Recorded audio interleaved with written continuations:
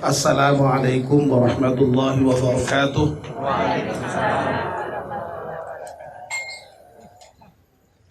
Bismillahirrahmanirrahim. Alhamdulillahirabbil alamin wassalatu wassalamu ala asyrafil mursalin Sayyidina Maulana Muhammad wa ala alihi wa sahbihi ajma'in. Amma ba'd. Para alim, para kiai yang kita hormati, wabil khusus Bapak Kiai Haji Ahmad Fadil, sesepuh kita yang kami hormati, Bapak dan Ibu Haji Gatot Widodo beserta keluarga besar, Bapak dan Ibu-ibu, hadirin hadirat yang saya hormati dan mudah-mudahan dimuliakan Allah Subhanahu wa taala. Alhamdulillah, kita panjatkan syukur kepada Allah Subhanahu wa taala yang pada malam hari ini atas limpahan rahmatnya kita semua bisa hadir memenuhi undangan Bapak Haji Gatot Widodo untuk bersama-sama mendoakan almarhumah ibunda tercinta, yakni Ibu Hajah Sukartini yang sudah dipanggil Allah Subhanahu wa taala 40 hari yang lalu. Tidak ada lain, doa kita semuanya semoga almarhumah Ibu Hajah Sukartini yang sudah dipanggil Allah 40 hari yang lalu itu wafatnya dalam keadaan husnul khatimah, diampunkan segala dosa-dosanya dan diterima amal salehnya. Kita juga mendoakan semoga Ibu Hajah Sukartini di alam kubur sudah mendapatkan nikmat dari Allah Subhanahu wa taala yang berupa nikmat kubur, dan mudah-mudahan pada saatnya dibangkitkan nanti Allah kemudian memberikan balasan kepadanya dengan balasan surga Jannatun Naim. Amin ya rabbal alamin. Bapak dan ibu-ibu, seharusnya yang lebih pantas untuk menyampaikan tausiah malam ini adalah Bapak Kiai Haji Ahmad Fadil, karena beliau hadir ya. Tapi karena memenuhi dawuh Pak Gatot Widodo dan sudah disebutkan protokol, ya saya derek.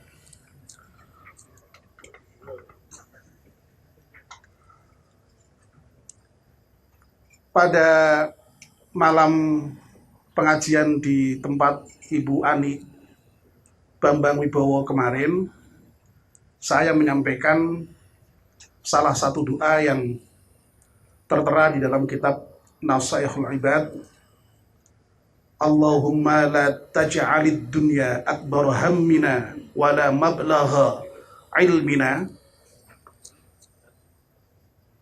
Malam hari ini izinkan saya untuk masih mengutip apa yang ada di dalam kitab Nasaihul Ibad, makalah yang ke-9 di bab Ats-Tsulasi, bab yang nasihatnya berisi 33.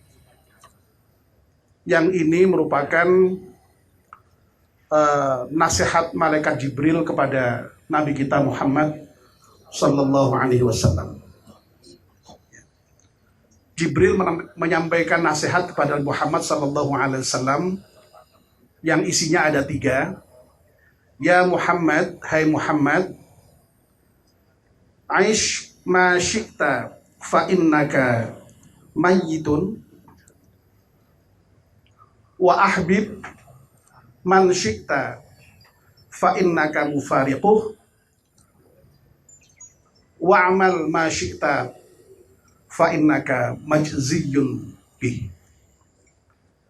Mari kita bahas nasihat ini singkat-singkat saja. Yang pertama, kita dinasihati untuk hidup sesuka hati kita.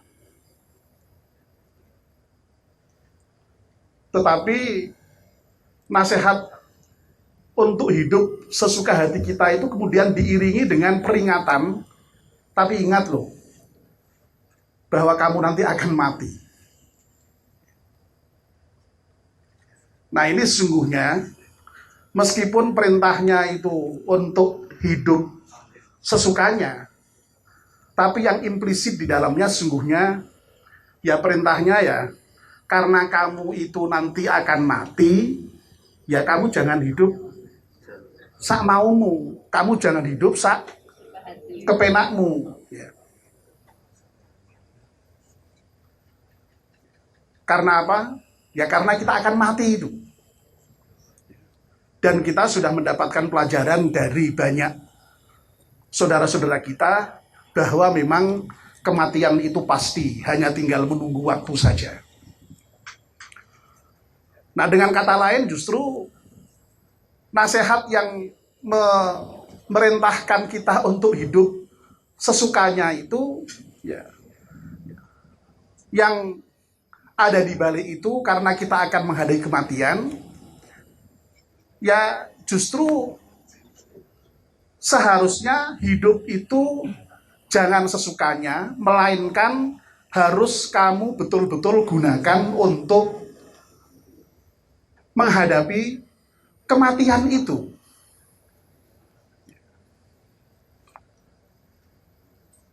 Makanya kita sering mengenal istilah karena kematian itu pasti akan datang, maka mestinya kita itu ya harus siap, bahkan malahan kalau perlu menjemput kematian itu. Ya. Jadi kematian itu perlu dijemput. Dan ini barangkali juga yang dimaksudkan oleh, ya misalnya ada seorang filsuf dari Jerman yang dulu pernah saya sebut juga pendapatnya itu, yang menyatakan bahwa sesungguhnya manusia itu ya di dalam hidupnya itu sesungguhnya ya keberadaannya itu tidak lain dalam rangka menunggu kematian itu. Ya. Dalam bahasa Jerman, nah itu saya tidak tahu persis bacanya bagaimana, tapi ya Pak Hamzah barangkali tahu bahasa Jerman ya. Sein zum Tode. Ya. Jadi ada kita sebagai manusia itu tidak lain ya dalam rangka menemui atau menunggu ya kematian itu. Nah oleh karena itu ya memang harus diupayakan untuk apa tadi itu, menjemput ya. Nah, kalau kita itu sadar bahwa kita itu akan mati tadi dan kita mestinya ya harus menjemput kematian itu, ya maka sekali lagi hidupnya tidak boleh sembarangan. Ya. Makanya kita sering berdoa, ya Allahumma rzuqna hayatan thayyibah itu. Kita minta oleh Allah supaya diberi kehidupan yang baik, yang thayyib. Nah, hayatan thayyibah itu apa ya? Hidup yang apa? Sekiranya betul-betul di dalam kehidupan kita itu bisa menjalankan misi hidup kita itu. Dan misi hidup kita tidak lain sebagaimana disebutkan dalam surat Adz-Dzariyat ayat 156 adalah wa ma khalaqtul jinna wal insa illa liya'budun. Hidup kita tidak lain ya untuk ibadah. Nah sehingga hidup itu ya mau tidak mau ya harus diisi dengan ibadah itu. Di samping juga menjalankan tugas yang lain yakni tugas khilafah sebagai wakil Allah di muka bumi ini ya, yang tidak lain adalah ya untuk memakmurkan bumi ini sesuai dengan profesi kita masing-masing. Ya. Jadi itu yang pertama. Jadi hendaknya kita justru malah betul-betul mempersiapkan kehidupan kita dengan sebaik-baiknya itu. Ya. Bahkan malahan memang kalau perlu ya kita bisa merencanakan itu kira-kira. Kematian kita itu nanti kayak apa itu bisa direncanakan sebagai manusia. Ya. Karena memang kematian itu kematian manusia itu beda dengan matinya benda-benda yang lain. Matinya binatang, matinya tumbuhan, atau matinya radio, matinya televisi, beda. Matinya manusia itu bisa didesain, kita mati dalam keadaan apa. Nah oleh karena itu silahkan kita merencanakan kematian kita itu nanti untuk kira-kira kita itu ingin dikenang sebagai apa, itu silahkan itu direncanakan. Saya melihat misalnya satu sisi saja, Pak Gatot dan Bu Gatot ini nampaknya juga, ya, yang saya tangkap dari sambutannya yang dulu dengan Bu Gatot itu rasa-rasanya ingin beliau itu dikenang sebagai anak yang soleh, yang berbakti kepada kedua orang tua. Ya. Ini yang saya tangkap. Betapa beliau di dalam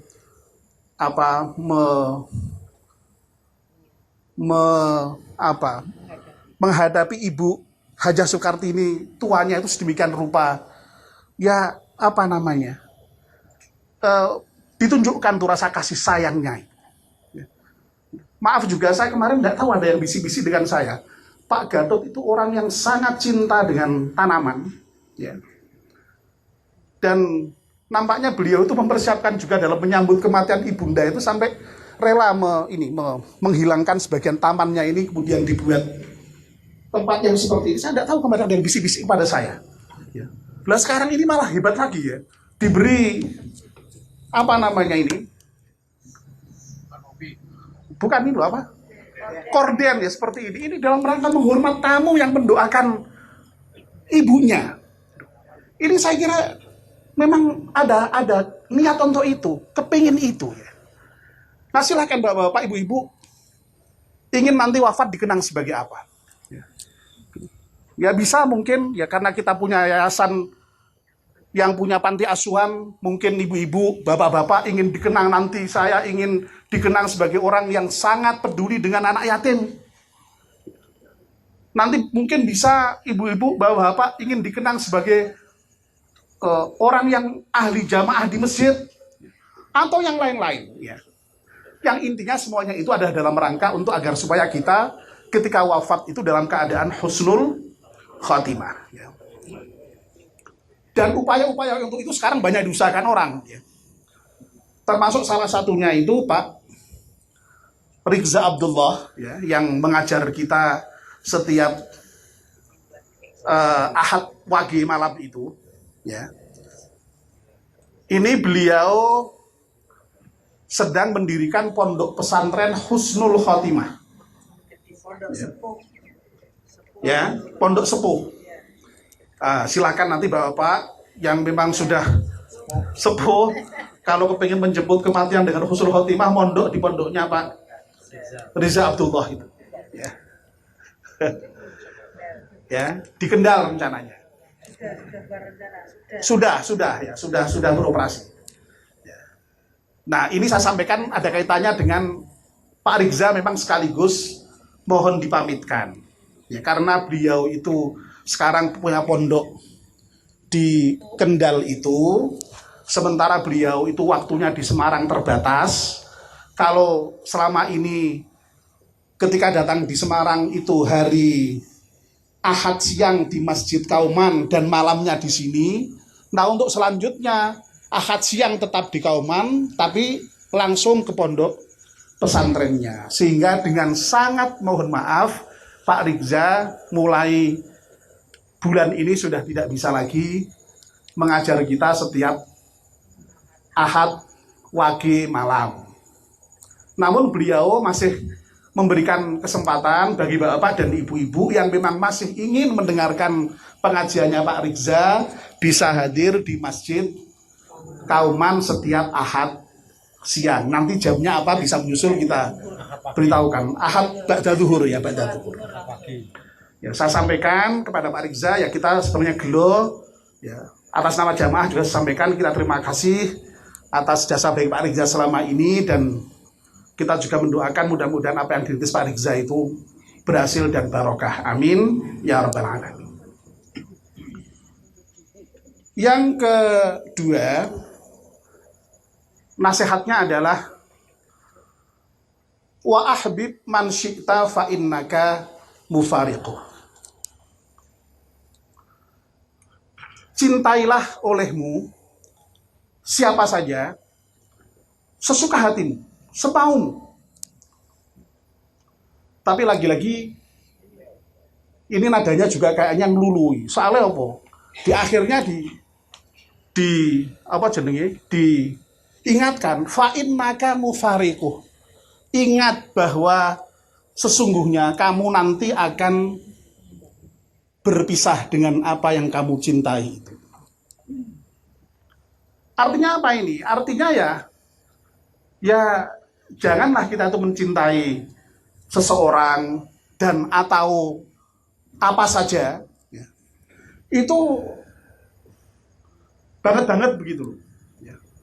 Toh ujung-ujungnya nanti berpisah juga kok. Mbok sak cinta-cinta kita kayak apa akhirnya ya berpisah. Ya.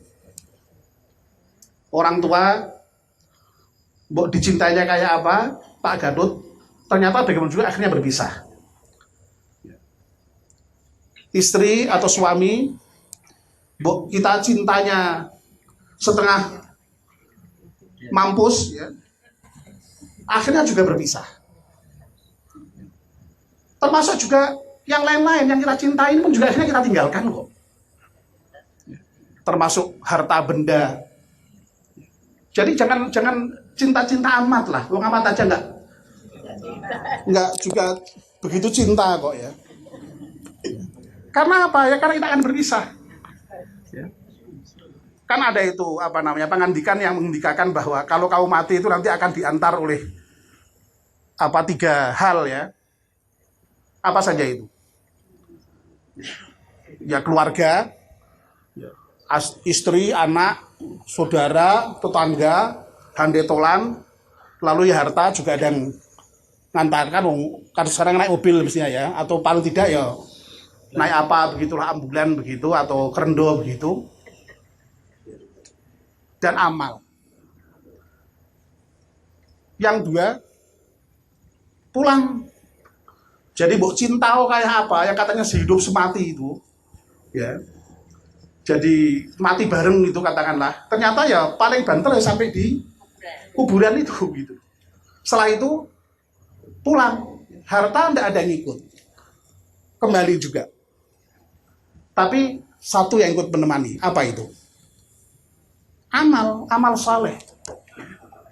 Nah oleh karena itu yang betul-betul kita cintai itu harusnya ya yang tidak akan berpisah itu. Kalau itu boleh cinta setengah mati itu, kalau itu, ya bahkan cinta sampai mati boleh itu dengan amal soleh itu, karena itu yang akan tetap menemani kita sampai di liang lahat nanti, sampai di akhirat nanti. Sebab yang lainnya dicintainya kayak apa, terus berpisah, ya. Makanya juga di dalam kitab Nasaihul Ubat itu juga disampaikan ada juga kalimat begini, tuba liman tarokat dunya qabla antat serakahu. Sangat berbahagialah orang yang bisa meninggalkan dunia sebelum dunia meninggalkan dia. Maksudnya apa ya? Ketika kita masih punya dunia itu ya, harta benda itu ya betul-betul ya kita meninggalkannya dengan cara untuk amal soleh. Makanya saya ceritakan kemarin di bulan Ramadan di masjid itu, ya, ada seorang yang kaya raya, tapi orang itu sangat mudah sekali berinfak, nyah-nyoh, ya, hartanya tuh hampir semua, ya, meskipun dia ya kaya banyak hartanya, tapi terus diinfakkan. Nah orang kan membayangkannya, wah ini kok sepertinya orang ini zuhud ya, nggak cinta dunia ya. Dia malah bilang, loh, siapa bilang saya nggak cinta dunia? Saya justru malah sangat mencintai dunia. dan sangat mencintai harta saya. Justru dengan saya infakkan itu karena saya cinta pada dunia, karena saya cinta pada harta benda saya. Loh kok begitu? Ya, karena kalau saya cinta harta saya, ya, dengan saya infakkan itu, inilah yang betul-betul nanti menyertai saya ke akhirat itu. Sehingga dengan banyak saya berikan itu, saya sudah nggak mikir dunia nanti di yang masih itu, ya terserah lah. Tapi yang sudah kita infakkan yang banyak itu akan menyertai terus di akhirat nanti. Jadi justru karena cintanya pada harta benda itu justru diinfakkan gitu. Sehingga dia sudah bisa meninggalkan dunia sebelum dia ditinggalkan oleh dunia. Bahagia sekali orang yang seperti itu. Nah sehingga sekali lagi orang yang seperti ini itu ya tadi itu. Ya dia tahu betul karena mencintai siapapun dan apapun itu akhirnya berpisah. Ya mestinya dia harus mencintai sesuatu yang terus bisa menemani dia sampai di liang kubur, bahkan sampai di akhirat nanti. Karena itulah yang dibawanya. Nah yang terakhir, wa'amal ma syi'ta fa innaka majziyun bih. Silahkan kamu lakukan apa saja, berbuatlah kamu apa saja. Tapi lagi-lagi ini juga sebenarnya ngelulu, karena setelah itu ada catatan fa innaka majziyun bih. Ingat, tapi kamu nanti akan dibalas dengan amalmu itu. Ya artinya apa ya? Saya implisit ya. Karena itu ya ngamalo sing apik. Ojo ngamal sak kepenake dhewe. Karena apa? Ya, dengan amal baik itulah nanti kita akan dibalas dengan kebaikan pula. Kalau amal kita tidak baik, nanti akan pasti dibalas dengan ketidakbaikan pula. Karena sungguhnya memang kita di dunia ini ya sedang menanam ya, dan nanti di akhirat itulah kita panen. Ad-dunya mazra'atul akhirah. Dunia itu adalah ladang akhirat. Kita beramal dalam rangka untuk menuainya nanti di akhirat. Nah, apapun yang kita lakukan, yang kita tanam, itulah nanti akan kita petik hasilnya. Oleh karena itu ya tidak ada pilihan lain bagi kita kecuali untuk beramal yang sebaik-baiknya, dan amal baik itulah nanti yang akan dibalas oleh Allah dengan balasan yang sebaik-baiknya. Allah Maha Adil, Maha sempurna keadilannya, berbeda dengan manusia. Kalau manusia itu seringkali memang tidak adil. Meskipun sudah berusaha adil sekalipun bisa jadi nggak adil. Ya, karena memang ya manusia tidak sempurna. Tapi kalau Allah nanti akan membalas manusia itu dengan seadil-adilnya. Nah mudah-mudahan kita semua bisa mengamalkan nasihat-nasihat tadi itu, sehingga kita betul-betul nanti ketika kita wafat dalam keadaan husnul khatimah. Mudah-mudahan ketika kita wafat nanti betul-betul ada yang menemani kita seterusnya, yaitu amal soleh yang banyak, dan mudah-mudahan amal soleh kita itu sedemikian rupa banyak sehingga nanti Allah akan memberikan balasan, memberikan dengan balasan, jadi membelisan, jadi memberikan balasan memberikan balasan yang sebaik-baiknya terhadap amal soleh kita. Amin ya rabbal alamin. Kurang lebihnya maaf. Terima kasih. Assalamualaikum warahmatullahi wabarakatuh.